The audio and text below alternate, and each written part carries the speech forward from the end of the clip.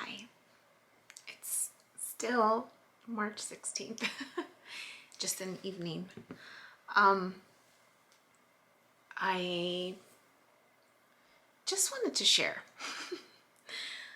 I found the video where Christina, I recorded Miss Christina going over my birth chart and just taking notes and trying, like it helps that I recorded it so I can revisit it and listen to it and then break it down a little bit more. And I mentioned I had printed out my birth chart in January. I should probably look it up to see what it is now because we're in March. But I was able to get more information, which was so helpful because it was information that I had forgotten. You know, I mean, when I was in it, in that moment, this was back in November. It was a lot of information that I didn't understand.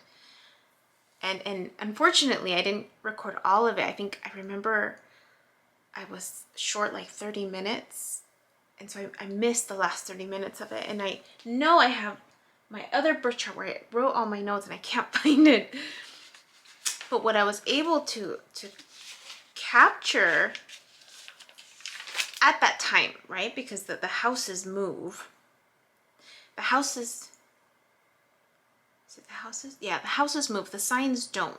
So the planets that are aligned to the signs don't move. They stay there, but the houses shift. Or maybe it's the other way around. But regardless, it's interesting what I learned about myself. And the stellium that I have in my sun sign, in Gemini.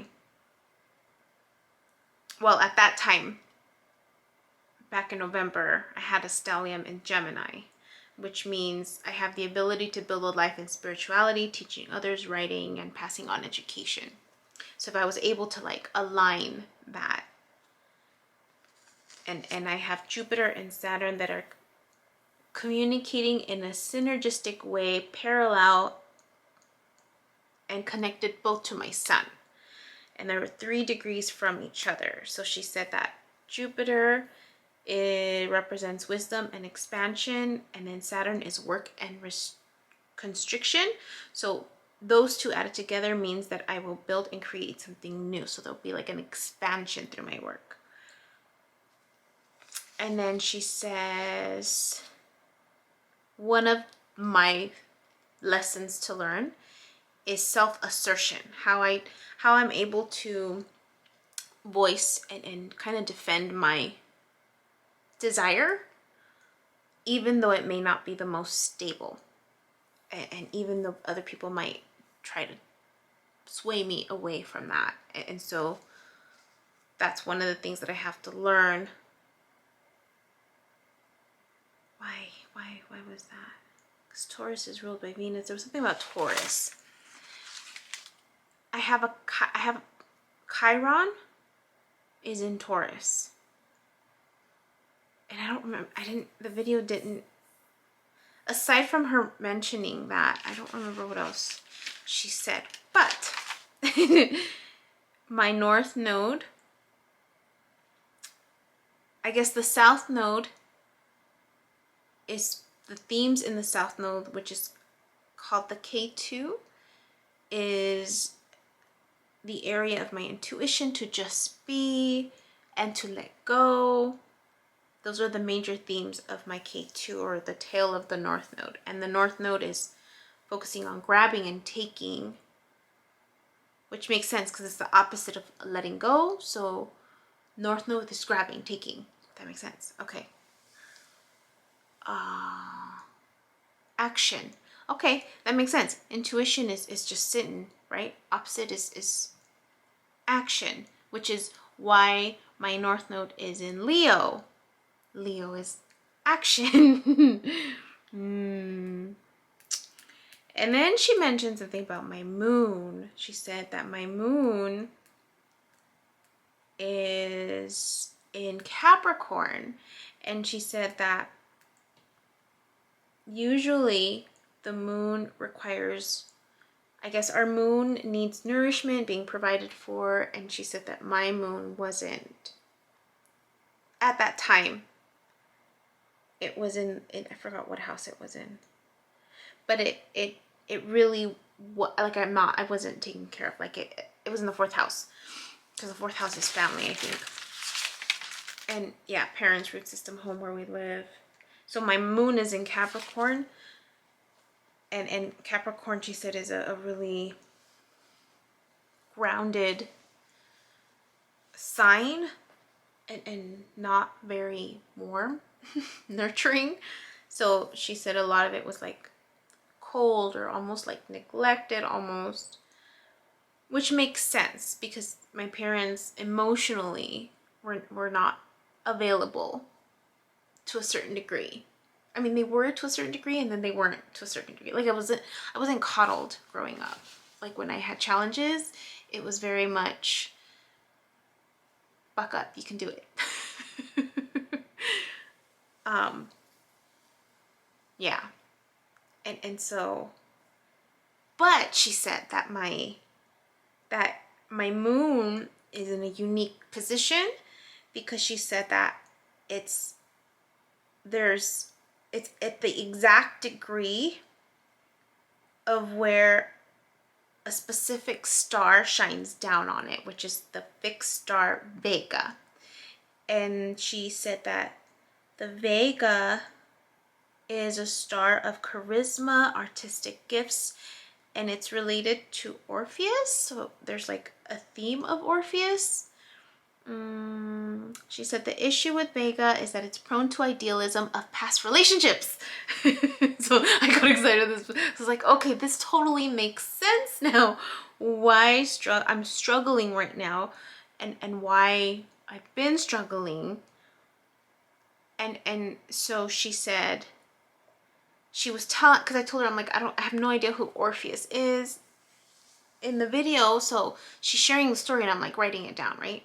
And so it's apparently, I'll probably find a link and I'll put it in there. But anyways, she said the trick to Orpheus is to keep moving forward, and to not look back and get stuck on this idealistic vision of a past relationship. Because she says the legend of, well, it's like I guess tied into the legend of Orpheus, where for me, like, relationship, like, I'll go to the ends of the earth for this person. Like, I will, kind of that whole commitment, like jumping in type of connection is what I tend to gravitate towards doing.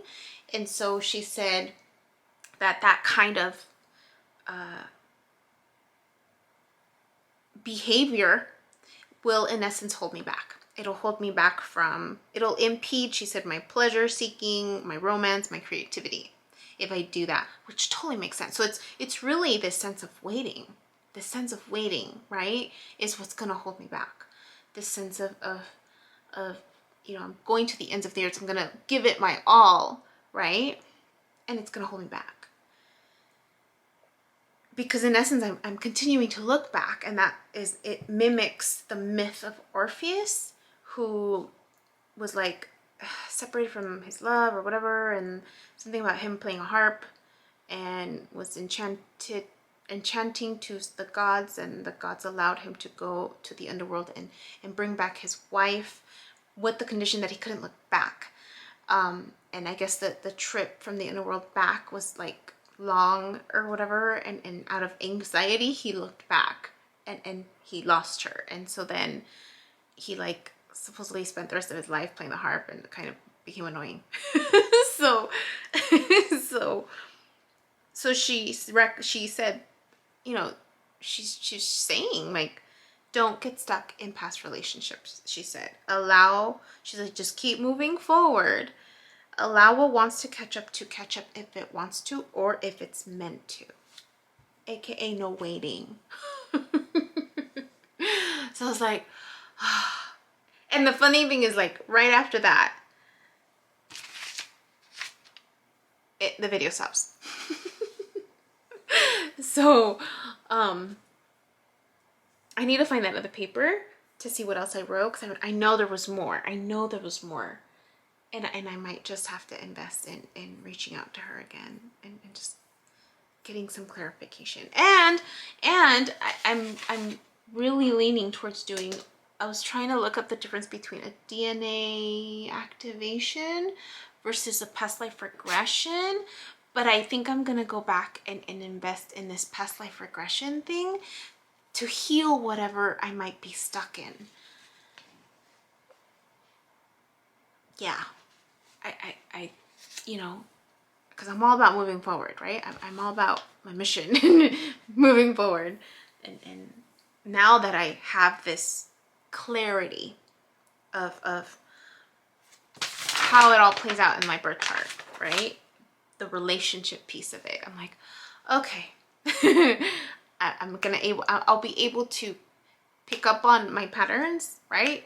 And let go and not get stuck. So I feel good now that I have direction.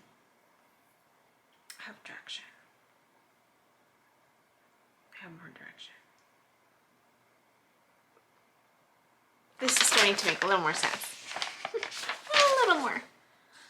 I mean, I'm not like a professional, but it makes a little more sense. It's becoming a little more familiar. So I'm hoping with the second time around, I think it's like $60 or something to see her again, just for a follow-up. Yeah, and then maybe I could ask her specifically about Chiron. I think I might do that.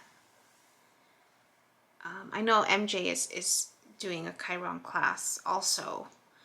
But I don't know if I wanted a class. I think I really liked Miss Christina, and just, I remember she said something about Chiron. I have to look at the other paper because it's in Taurus. And I remember she said something about, unless that's what it was, what she already told me. I don't know, but I'm glad that I got more clarification on the relationship bit of it. Not that I still don't feel ready for a relationship. I think my focus right now is more just friendships. I don't think I want to deal with the drama of relationships right now when I'm trying to figure out where I'm going and what I need to do next, you know? Yeah. Yeah.